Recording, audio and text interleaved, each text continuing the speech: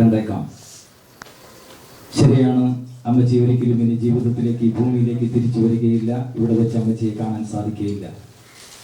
എന്നാൽ ഒരു കാര്യം സ്പഷ്ടമാണ്, അമ്മച്ചിയെ കാണാൻ നമുക്കൊരു അവസരമുണ്ട്. കർത്താവിനോടുകൂടെ നിത്യതയിൽ നമുക്ക് അമ്മച്ചിയെ കാണാൻ സാധിക്കും. അങ്ങനെ ഒരു പ്രത്യാശയില്ലാത്ത ആരെങ്കിലും ഇവിടെ ഉണ്ടെങ്കിൽ ആ പ്രത്യാശയിലേക്ക് വരുവാൻ ഞാൻ നിങ്ങളെക്കുറിച്ച് ആഗ്രഹിക്കുകയാണ്, പ്രാർത്ഥിക്കുകയാണ്.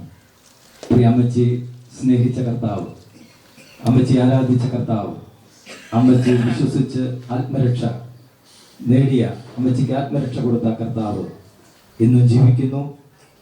ഇനി അമ്മച്ചിയെ കാണണമെന്ന് ആഗ്രഹമുള്ളവർ തീർച്ചയായിട്ടും ആ ഒരു വഴി സ്വീകരിക്കുക മാത്രമാണ് അമ്മച്ചിയെ കാണാനുള്ള ഏകമാർഗം.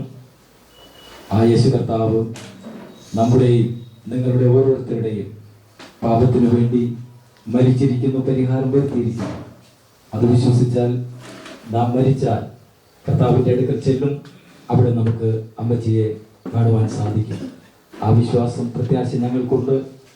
അത് ലഭിച്ചിട്ടില്ലാത്ത ആരെങ്കിലും ഇവിടെ ഉണ്ടെങ്കിൽ, അമ്മച്ചിയെ സ്നേഹിക്കുന്നവരുണ്ടെങ്കിൽ, അമ്മച്ചിയും മൗനമായി നിങ്ങളോട് പറയുന്നത് അതാണ്: കർത്താവിനെ സ്വീകരിക്കുക.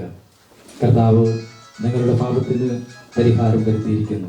അങ്ങനെ നിങ്ങൾ കർത്താവിനെ സ്വീകരിച്ചാൽ ഒരു ദിവസം മരണം വഴി നിങ്ങളും ഈ ഭൂമിയിൽ നിന്ന് മാറ്റപ്പെടും. അന്ന് നമ്മൾ ഒരുമിച്ച് കർത്താവിൻ്റെ സന്നിധിയിൽ കാണും.